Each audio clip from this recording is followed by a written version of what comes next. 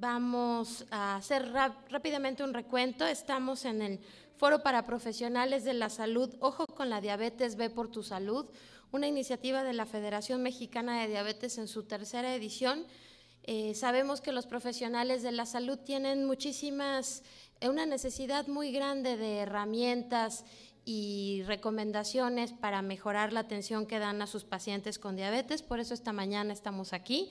Y recordarles también que Ojo con la Diabetes es el lema del Día Mundial 2016. El círculo azul que ven en la pantalla del lado izquierdo es el círculo azul, símbolo de la diabetes. Los invitamos a todos a que en sus perfiles de Facebook, Twitter y demás redes sociales pongan el logo en su foto. En la página de la Federación Mexicana de Diabetes hay un espacio que dice pon el círculo azul y desde ahí podrán poner ese círculo azul.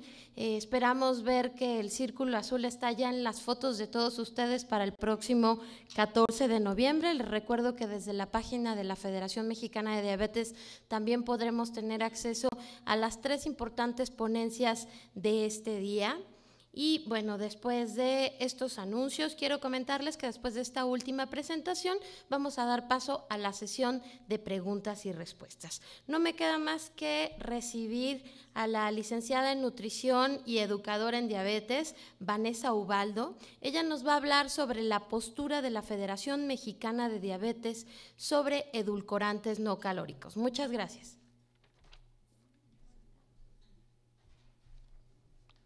Si me prestan un micrófono, por favor, para que van muchísimas gracias. Gracias. ¿Y el cambiador de ese? Gracias. Entonces te como así.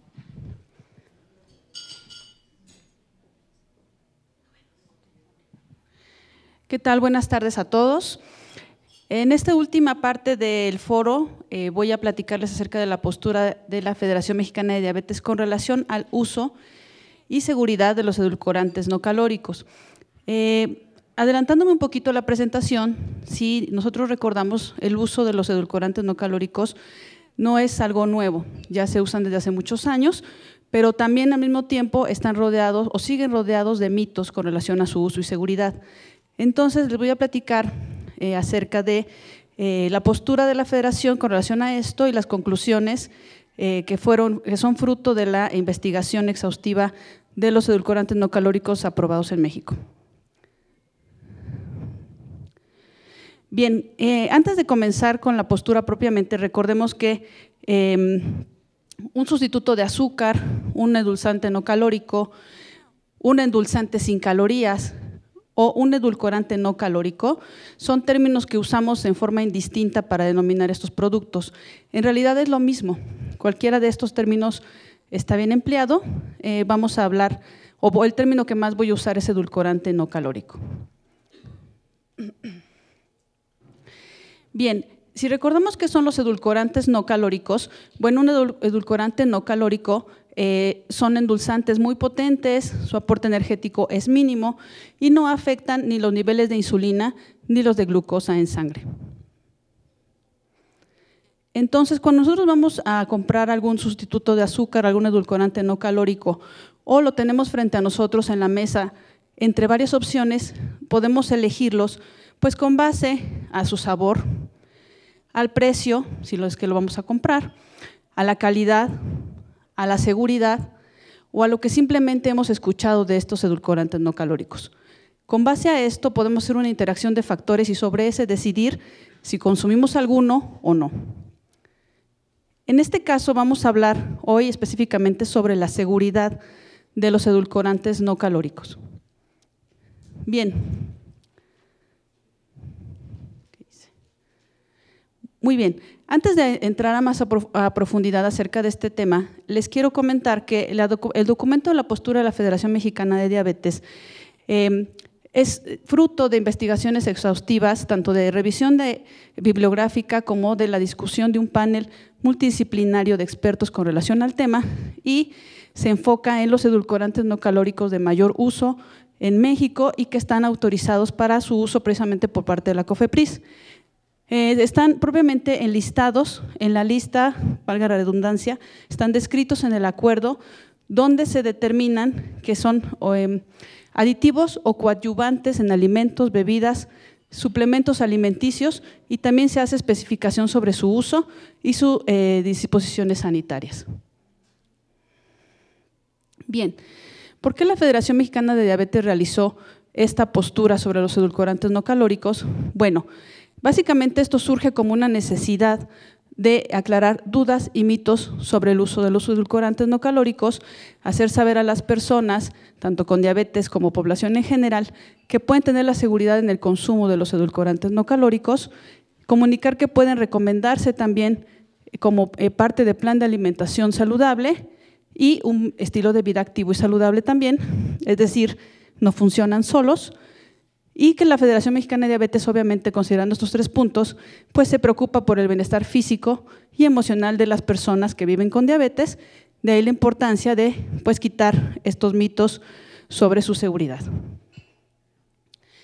Vamos a empezar hablando acerca de los mitos, algunos de los mitos que hay con relación al uso y seguridad de los edulcorantes no calóricos.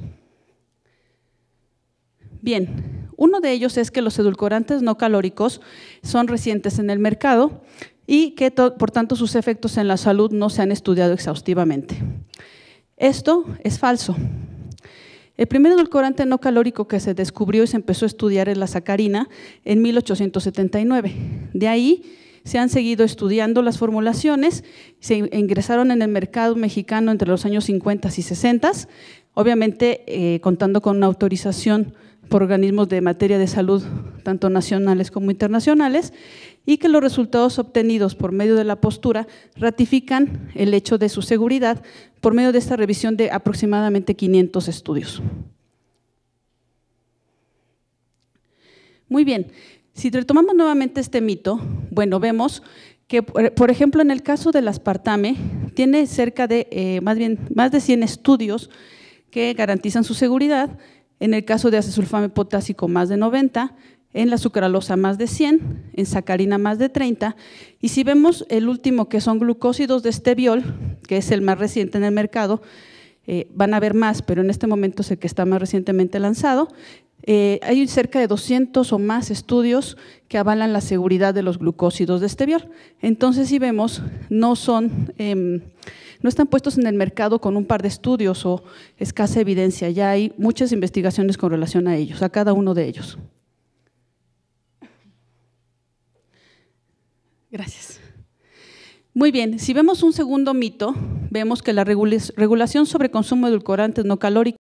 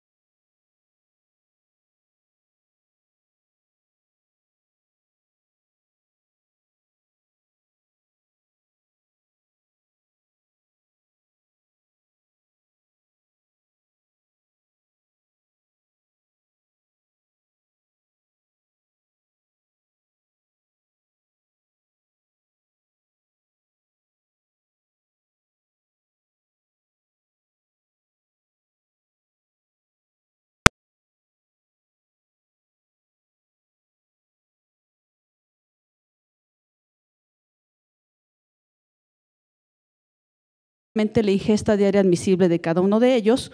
Entonces, bueno, eso también es falso. Para empezar, la ingesta diaria admisible nos habla de un edulcorante no calórico acerca de que se puede consumir, esta cantidad se consume diariamente en la dieta diaria sin obtener riesgos en la salud. Ahora, ¿cómo podemos estimar o saber la ingesta diaria admisible de un producto?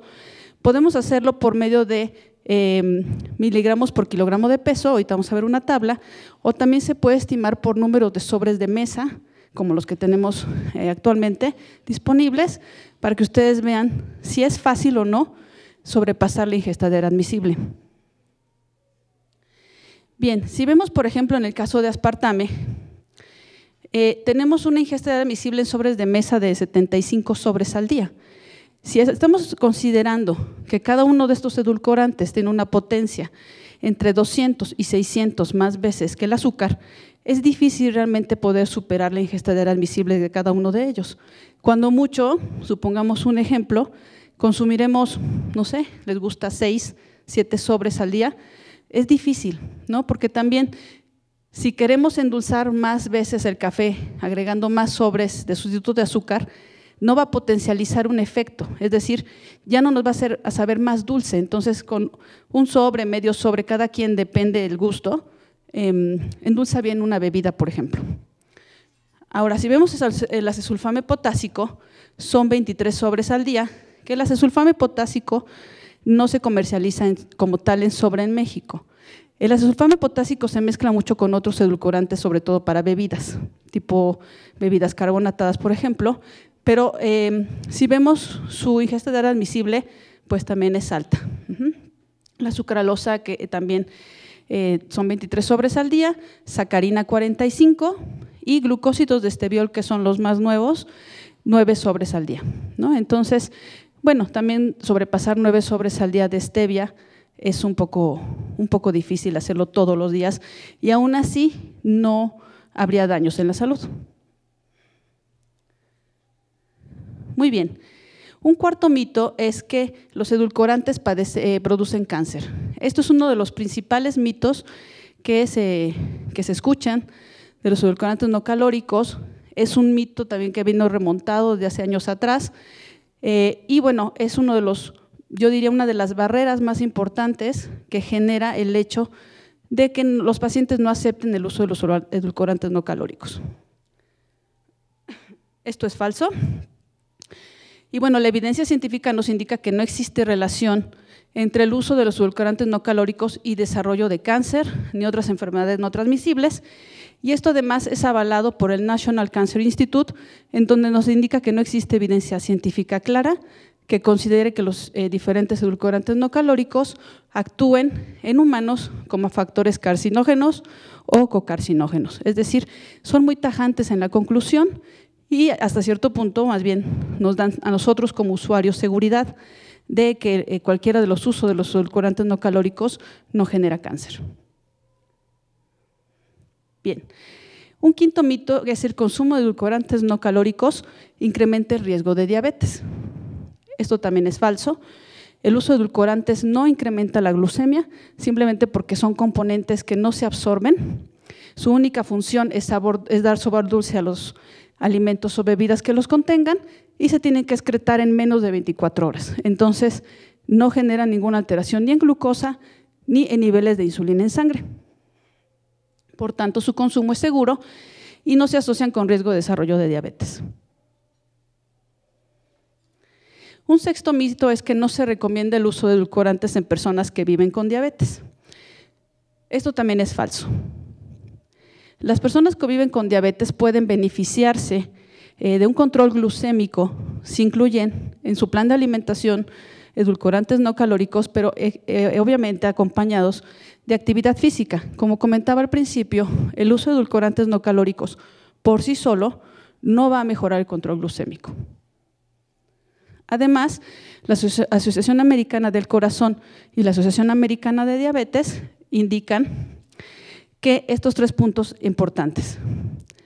La utilización juiciosa de edulcorantes no calóricos favorece la disminución tanto del consumo de azúcares como por ende de contenido energético. Lo anterior hace factible un mejor control en peso corporal y ejerce efectos benéficos en parámetros metabólicos relacionados con este control. Y si se consume algún edulcorante no calórico, debe evitarse el incremento compensatorio de aporte de energía. Si no, no tiene ningún sentido. Si yo estoy bajando o apoyándome con edulcorantes no calóricos para disminuir el consumo calórico de mi dieta habitual, pero por otro lado estoy sobrecompensando con otro tipo de productos, no voy a obtener ningún resultado benéfico. Bien, en este mito nos indica que los edulcorantes no calóricos activan un mecanismo de compensación de ingestión energética y no aportan ningún beneficio al control de peso. Esto también es falso. El consumo de edulcorantes no calóricos no incrementa la ingestión subsecuente de comidas, por lo que no se asocian con este mecanismo. Es decir, no porque yo esté consumiendo algún edulcorante no calórico, voy a tener directamente una compensación energética. Muy bien. En este octavo mito, los edulcorantes pueden ser herramienta para el control de peso. Esto es verdadero. Hablábamos que tiene que ser con un plan de alimentación adecuado y con actividad física. Entonces, un edulcorante no calórico puede facilitar el mantenimiento de la pérdida de peso a largo plazo y la adherencia a un programa de control o mantenimiento de peso, pero hay que tener en cuenta lo que les comentaba: plan de alimentación adecuado, actividad física. Si recordamos lo que decía, nos comentaba la American Heart Association y la American Diabetes Association, bueno, yo me voy a enfocar en este cuadro, tomando estos dos puntos, para que ustedes vean un ejemplo del beneficio que puede ser, primero, solo si sustituimos bebidas o postres azucarados comparado con el uso de edulcorantes no calóricos.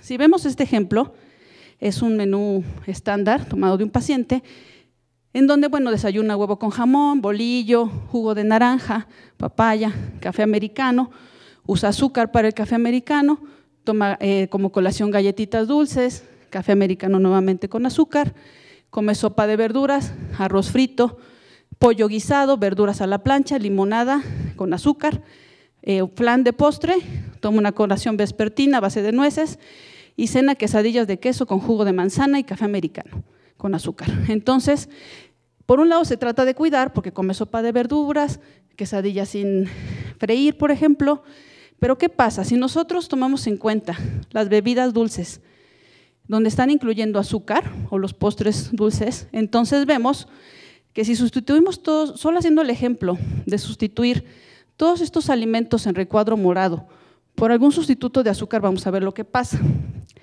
Este plan de alimentación es de 2.900 calorías con 399 gramos de carbohidratos. Si nosotros sustituimos estos mismos alimentos de la diapositiva anterior por sustitutos de azúcar, vamos a ver qué es lo que pasa. En lugar de usar azúcar, bueno, para empezar quitamos el jugo de naranja. En lugar de usar azúcar para el café, usamos un endulzante sin calorías. En lugar de un flan usamos una gelatina light, por ejemplo, y en lugar del jugo de manzana usamos agua de Jamaica sin azúcar. El resultado es un plan de alimentación de 2.143 calorías, que son 760 calorías menos que el plan pasado. Y comparado a los gramos de azúcar, le estamos quitando 184 gramos de carbohidratos a este plan de, de alimentación. Entonces, si vemos solamente sustituyendo bebidas y postres, obtenemos un beneficio adicional. Estamos hablando de que esto también tiene que ir respaldado nuevamente, actividad física, ¿sí? Ahora, si nosotros todavía a este plan le hacemos ajustes adicionales, orientando al paciente como nutriólogos sobre mejores opciones en sus alimentos, entonces tenemos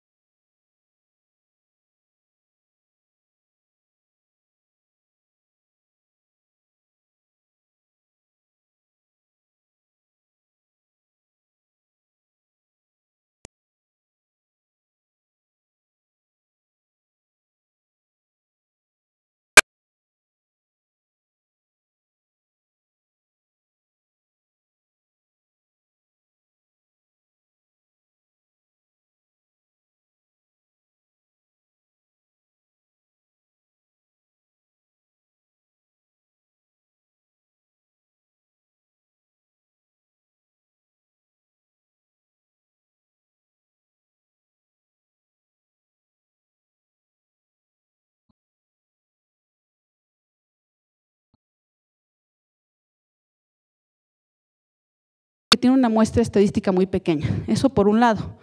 Y además, las declaraciones por parte de los principales organismos de salud nos descartan que haya evidencia clara sobre que los edulcorantes no calóricos estén alterando la microbiota intestinal.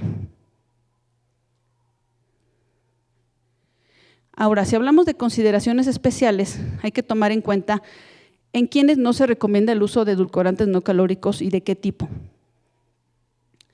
Bien, el uso de edulcorantes no calóricos también es seguro en el embarazo, pero hay que tener presente esta situación. Aunque no hay evidencia de que indique que la sacarina sea tóxica, ni en bebé ni en la mujer embarazada, la sacarina se acumula en la placenta. Entonces, por eso es importante que, aunque, insisto, no ha habido evidencias de toxicidad, es mejor que si la mujer embarazada va a tomar algún sustituto de azúcar, sea otro que no sea la sacarina.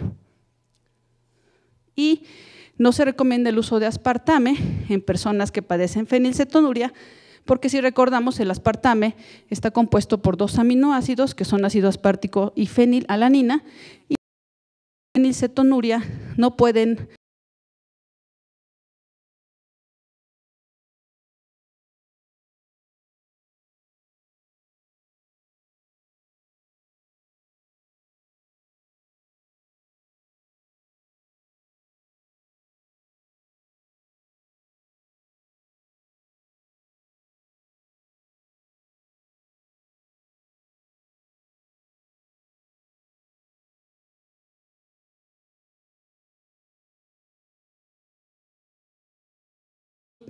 preferentemente, considerando la ingesta de edad visible, que en realidad ya vimos que es un poco difícil de pasarnos, y que pueden emplearse de manera juiciosa, como vimos en el ejemplo del plan de alimentación, que pueden ayudar tanto en diabetes, como en sobrepeso, como en obesidad, o en el síndrome metabólico para mejorar patrones que están alterados.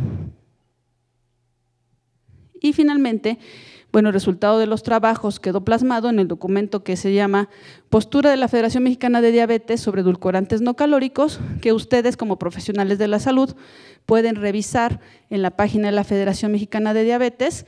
Lo único que necesitan es meter su cédula profesional y revisar toda la postura completa con todos los análisis completos, rubro por rubro, para que vean cómo se obtuvo toda esta información, que yo se las presento más condensada. Y bueno, entonces si regresamos a la pregunta que yo decía al principio, cuando vamos a comprar o vamos a elegir un edulcorante no calórico, entonces puede ser seguir eligiéndolo por sabor, por precio, por calidad, pero ahora ya podemos hacerlo también y como profesionales de la salud indicárselo a nuestros pacientes que la seguridad es muy importante y que los edulcorantes no calóricos hay que estar tranquilos de que son productos bien estudiados y que pueden brindar beneficios en las personas que viven con diabetes. Muchas gracias.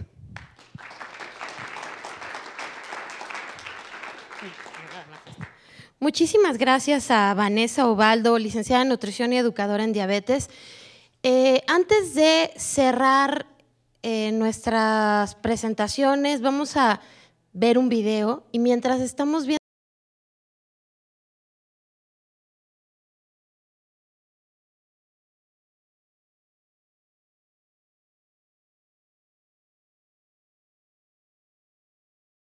la doctora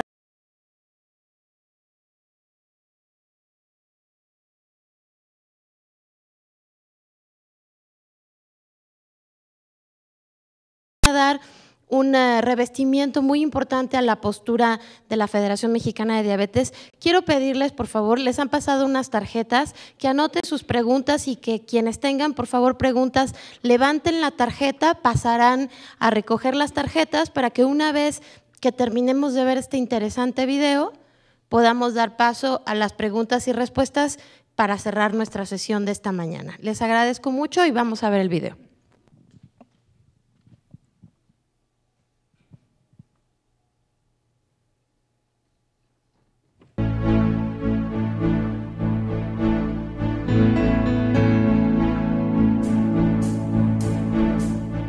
quiero hablar de la seguridad de los edulcorantes no calóricos.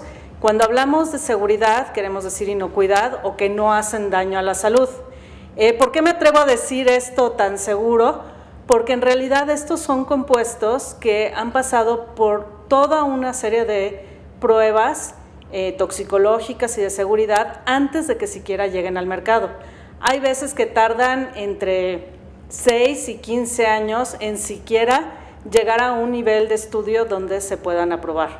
¿Qué es un edulcorante no calórico? Un edulcorante no calórico es un compuesto que sabe dulce, a veces mucho más dulce que el azúcar de mesa o sacarosa, pero en realidad no tiene ni las calorías o el valor energético de los azúcares, ni tampoco el impacto metabólico. El impacto metabólico quiere decir que las personas que no pueden metabolizar el azúcar, como podría ser un paciente diabético, los puede consumir y de esa manera sustituir los sabores dulces. En realidad no sirven para bajar de peso, no sirven para controlar nada, ni tienen ningún beneficio más allá del sabor dulce. Y entonces, ¿para qué sirven? Pues en realidad los seres humanos nos gustan los sabores dulces y cuando a veces nos someten a dietas o a regímenes especiales, pues a veces nos restringen mucho el consumo de azúcares y a largo plazo se ha visto que pues es muy difícil apegarse a una dieta tan estricta. Y entonces estos compuestos lo que nos dan son opciones de sabores dulces que de alguna manera pues nos ayudan a apegarnos mucho mejor al régimen. Entonces, obviamente, si necesitamos o queremos bajar de peso o controlar nuestro peso corporal, el simple hecho de tomar edulcorantes no calóricos no va a ser suficiente. Realmente hay que combinarlos con dieta y estilo de vida adecuados, es decir, hacer ejercicio o hacer actividad física y restringir el consumo de calorías. Es decir, nos sirven como excusa para sustituir, tomar un café con un edulcorante, un sobrecito del que les guste, el verde, el amarillo, el azul o el rosa.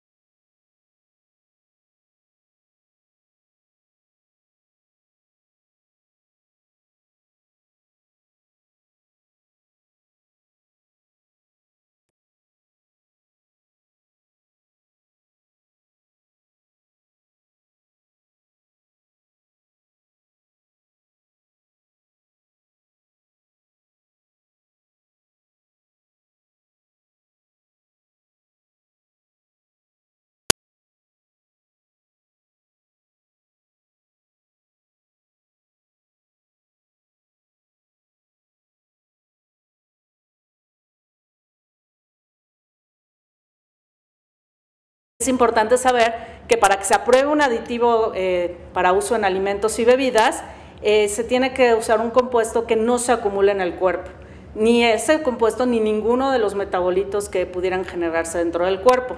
Entonces, esto es importante porque no hay manera de que se acumulen o se queden dentro del cuerpo más de 24 horas. Una vez que pasan los estudios sencillos, pues pasan por pruebas donde se determina si pueden causar cáncer o no, si hacen daño en embarazo. Obviamente, en embarazo, desarrollo, lactancia y crecimiento de niños, se empieza precisamente con estudios con modelos animales porque no es ético hacer estudios toxicológicos en mujeres embarazadas o niños hasta que no tenemos plena seguridad de que estos compuestos son inocuos. Así van pasando por una serie de pruebas hasta que se llegan a resultados donde nos garantizan que en la dosis en la que se van a consumir no generan ningún daño a la salud. Todos los estudios toxicológicos que respaldan estos compuestos pues usan dosis muy altas, demasiado altas, porque realmente para obtener información que nos ayude a tomar decisiones, pues se prueba hasta que realmente se observe un efecto. De ahí, entonces, se reduce a una dosis real de consumo. También es importante considerar que casi todos estos compuestos son lo que se llama de alta intensidad. ¿Qué quiere decir esto? son compuestos que saben mucho más dulce que el azúcar, algunos 200 veces, otros 600 veces más dulces que el azúcar. Entonces, estos compuestos se usan en dosis muy pequeñitas. Cuando se usan en los sobrecitos, pues normalmente están combinados con otras cosas, que es lo que se llaman los acarreadores, porque con una dosis muy pequeñita, que ni siquiera alcanzaríamos a ver a simple vista, pues obtenemos el dulzor adecuado. Cuando se desarrollan alimentos o bebidas con este tipo de productos, pues es todo un reto porque hay que hacer que estos productos, para que sean aceptables y sepan ricos y sepan dulces, pues tienen que ser del mismo nivel de dulzor que su contraparte con azúcar tradicional. Y entonces es importante saber esto porque es imposible formular con un exceso de estos compuestos. Se usa solamente lo que nos da el nivel de dulzor exactamente igual o lo más parecido posible que el azúcar. ¿Cuál es el recomendable? Pues sobre la base de que todos son absolutamente seguros dentro de los niveles aprobados y que se pueden usar sin preocupación en cualquier etapa de la vida, pues realmente la sugerencia es que escojan el que les guste más, porque todos tienen un sabor un poco diferente y cada uno de nosotros percibimos los sabores diferentes. Entonces hay personas que les gusta más el aspartame, hay personas que les gusta más los glicósidos de esteviol o la stevia, hay personas que les parece más cercano el sabor al azúcar de la sucralosa. Entonces, ¿cuál debemos elegir? Pues el que sepa mejor y también el que de alguna manera se adapte al uso que le vamos a dar. Por ejemplo, el aspartame, como es un pedacito de proteína, pues no resiste condiciones de alta temperatura o de acidez. No quiere decir que vaya a causar daño si se somete a altas temperaturas, pero pierde su dulzor. Entonces, si vamos a hornear o vamos a hacer agua de limón, pues no es tan recomendable usar aspartame porque no va a saber rico. Es más recomendable usar glucósidos de esteviol o sucralosa. En ese sentido, pues es importante escoger el que también sepa más rico en cada uno de los usos. Hay personas que les gusta mucho más el café con un endulzante, pero el agua de limón, que tiene un perfil de sabor un poquito más ácido, pues le gusta con otro. Siempre bajo la confianza de que todos han pasado exactamente por el mismo proceso de aprobación. No hay diferencia en realidad entre si son artificiales o naturales, porque todos tienen que pasar forzosamente por los mismos procesos de evaluación. Los glucósidos o los glicósidos de esteviol, que es lo que está más de moda ahora, la stevia, pues han tenido que pasar exactamente por los mismos modelos toxicológicos y se ha tenido que demostrar que no causan ningún daño a la salud, pero tampoco causan ningún beneficio. Simplemente es otra alternativa que se extrae de una planta que tiene un sabor muy dulce. En ese sentido, pues yo invito a que todo el mundo pruebe cuál es el que más le gusta y se adapta más al tipo de productos y a su estilo de vida, y pues los tomen solamente como una opción para sustituir sabores dulces dentro de una dieta y estilo de vida saludables. Los edulcorantes no calóricos son aditivos alimentarios y como tales se evalúan siguiendo las mismas normas, los mismos reglamentos y los mismos procedimientos que se utilizan para evaluar cualquier aditivo alimentario.